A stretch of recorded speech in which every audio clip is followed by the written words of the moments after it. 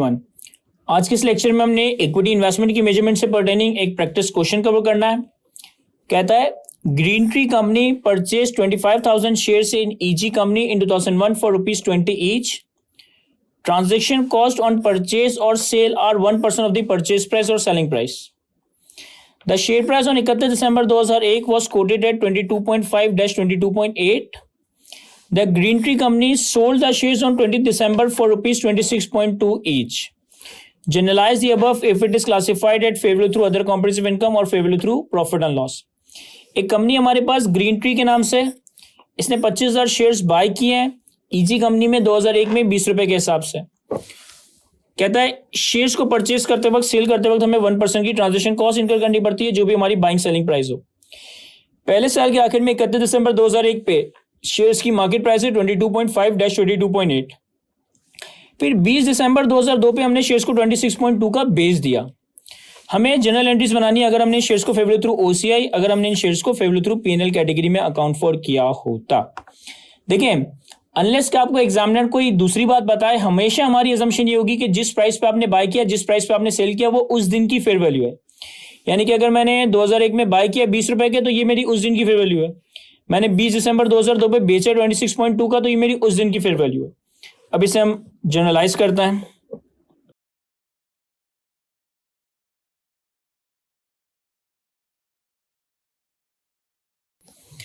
यहां देखिए, इसे सॉल्व करते हैं।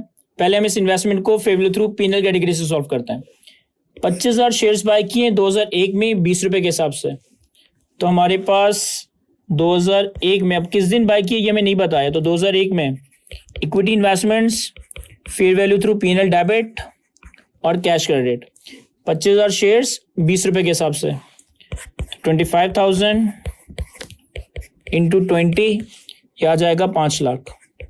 तो 5 लाख से हमारी इन्वेस्टमेंट्स डेबिट, कैश क्रेडिट।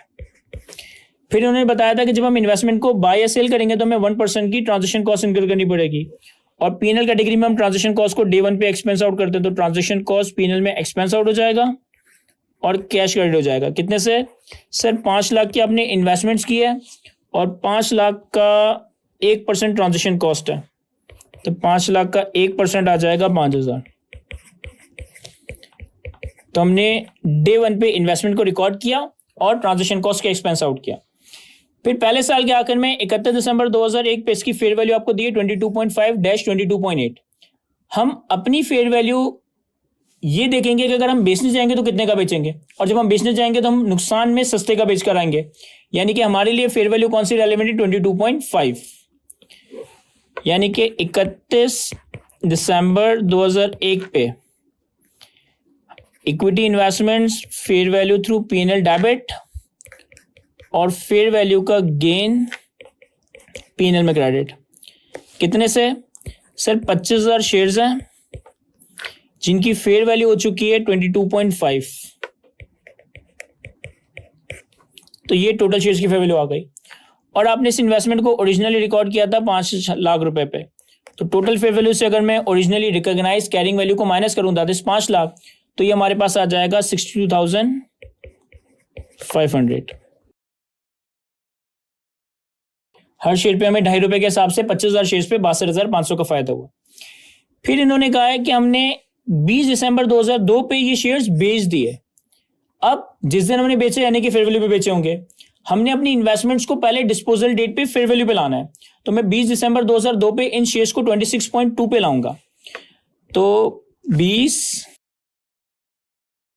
दिसंबर 2002 equity investments, fair value through PNL debit और फेयर वैल्यू का गेन पीएनएल में क्रेडिट। कितने से? 25,000 शेयर्स हैं जिनकी फेयर वैल्यू हो गई है 26.2, तो 25,000 शेयर्स इंटू 26.2।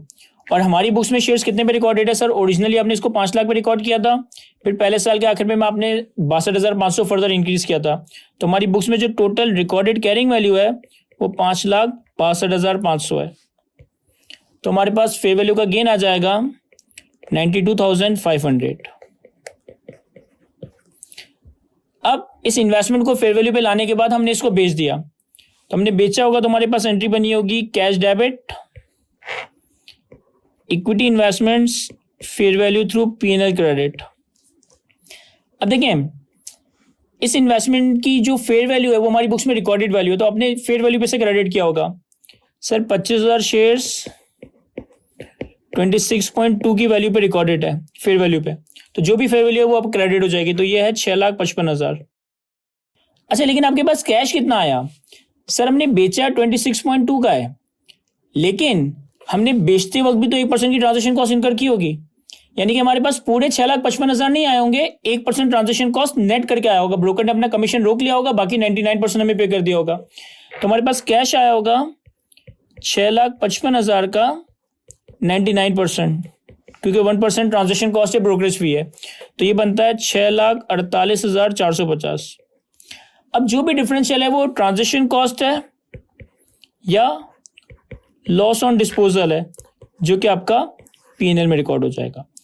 तो इसे बैलेंसिंग नंबर भी कैलकुलेट कर सकते हैं, या 6,55,000 का 1% कर लेंगे तो आपके पास 6,550 आ जाएगा। तो ये हमने इसे जनरलाइज किया अगर हम इस इन्वेस्टमेंट को fair value through PNL category में रखते हैं। अगर हम इस इन्वेस्टमेंट को fair value through OCI category में रखते हैं, तो जब हमने इस इन्वेस्टमेंट को एक्वायर किया हम इसे इनिशियली रिकॉर्ड करते हैं fair value plus transaction cost पे, यानी कि डे 1 पे मेरी एंट्री बनती है equity investments debit cash credit. कितनी अमाउंट है? सर 5 लाख की प्राइस और 5,000 की ट्रांजेक्शन कॉस्ट, तो डे 1 पे मैं इन्वेस्टमेंट्स को डेबिट करता 5,05,000 से। फिर पहले साल के आखिर में इनकी फेयर वैल्यू होगी 22.5 के हिसाब से, तो 31 दिसंबर 2001 पे 25,000 शेयर्स हैं हमारे पास, जिनकी फेयर वैल्यू है 22.5, तो ये टोटल फेयर वैल्यू आ गई, और हमारी बुक्स में ये रिकॉर्डेड है 5,05,000 पे, तो ये हमारे पास फेयर वैल्यू का गेन आ गया। ये फेयर वैल्यू का गेन आपके पास बनेगा 57,500। तो equity investments fair value through OCI debit और फेयर वैल्यू का गेन ओसीआई में क्रेडिट 57,500। फिर 20 दिसंबर पे हमने इसको 26.2 का बेच दिया, डिस्पोजल डेट पे 26.2 फेयर वैल्यू है, तो पहले आपने इन्वेस्टमेंट को फेयर वैल्यू पे लाना है, यानी कि 20 दिसंबर 2002 पे फेयर वैल्यू कैसे कैलकुलेट होगी? सर 25,000 शेयर्स हैं, हर शेयर की फेयर वैल्यू है 26.2, तो ये टोटल फेयर वैल्यू आ गई। और हमारी बुक्स में ये कितने पे रिकॉर्डेड है? 5,05,000 का हमने ओरिजिनली रिकॉर्ड किया, फिर 57,500 से फर्दर डेबिट किया, तो हमारी बुक्स में ये रिकॉर्डेड है 5,62,500 पे। तो हमारे पास डिस्पोजल के वक्त फर्दर जो गेन और लॉस आया वो आया 92,500 का। Equity investments fair value through OCI debit और फेयर वैल्यू का गेन ओसीआई में क्रेडिट, तो ये आ जाएगा 92,500।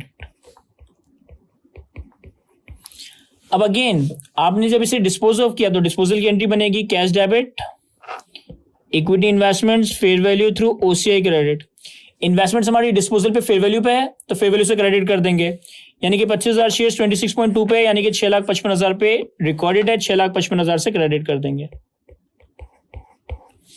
सर इन्वेस्टमेंट्स को जब 6,55,000 का बेचा तो हमारे पास 6,55,000 नहीं आए, 1% की ट्रांजेक्शन कॉस्ट डिडक्ट हो गई, हमारे पास 99% आया होगा, तो 6,55,000 का 99% बनता है 648,450, तो हमारे पास कैश आया होगा 648,450। अब देखें इवन तो कि ये ओसीआई कैटेगरी है, डिस्पोजल डेट पे मैंने अपनी इन्वेस्टमेंट को फेयर वैल्यू पे लाया, जो भी फेयर वैल्यू का गेन या लॉस था वो ओसीआई में रिकॉर्ड किया। अब डिस्पोजल पे जो फर्दर गेन और लॉस आ रहा है, यहाँ पे डिस्पोजल पे फर्दर गेन और लॉस आ रहा है ट्रांजेक्शन कॉस्ट की वजह से, जो डिस्पोजल का गेन और लॉस है सर, डिस्पोजल का गेन और लॉस आपका पीएनएल में ही रिकॉर्ड होगा। तो ये बैलेंसिंग नंबर कैलकुलेट कर लें, या 6,55,000 का 1% कर लें, तो ये आ जाएगा 6,550। अब ये equity investment fair value through OCI model है, तो अब तक इस इन्वेस्टमेंट पे जितना भी फेयर वैल्यू का रिजर्व है, जितना भी ओसीआई में हमने फेयर वैल्यू का रिजर्व रिकॉर्ड किया, ये हमारा पीएनएल से रिसाइकल नहीं होगा, हम चाहे तो इसे इक्विटी में रिटेन अर्निंग में क्लोज कर सकते हैं। देखिए कितना रिजर्व हमने रिकॉर्ड किया था सर, हमने पहले साल के आखिर में 57,500 से इसे रिवैल्यू किया, दूसरे साल के आखिर में 92,500 से इसे रिवैल्यू किया, और दोनों दफा फेयर वैल्यू का गेन आ रहा था, तो 57,500 प्लस 92,500, तो हमारे पास फेयर वैल्यू का रिजर्व है 1.5 लाख क्रेडिट में। तो फेयर वैल्यू के रिजर्व को खत्म करने के लिए, क्लोज करने के लिए हम एंट्री बनाएंगे fair value reserve debit, equity या रिटेन अर्निंग्स क्रेडिट। सर जो हमारे पास 1.5 लाख का रिजर्व था 57,500 और 92,500, ये बनता है 1.5 लाख। तो 1.5 लाख से हमारा फेयर वैल्यू का रिजर्व डेबिट हो जाएगा और हमारी इक्विटी या रिटेन अर्निंग्स क्रेडिट हो जाएगी। याद रखिएगा equity investment fair value through OCI model में डिस्पोजल के वक्त जितना भी फेयर वैल्यू का रिजर्व है ये P&L में रिसाइकल नहीं होगा, ये आपका इक्विटी में क्लोज होगा। तो यहां तक हमारा ये सवाल कंप्लीट हो जाता है। आई होप कि मैं आपको अच्छे से एक्सप्लेन कर सका हूं इस सवाल को। आज के लेक्चर को यहीं तक रखते हैं। Thank you.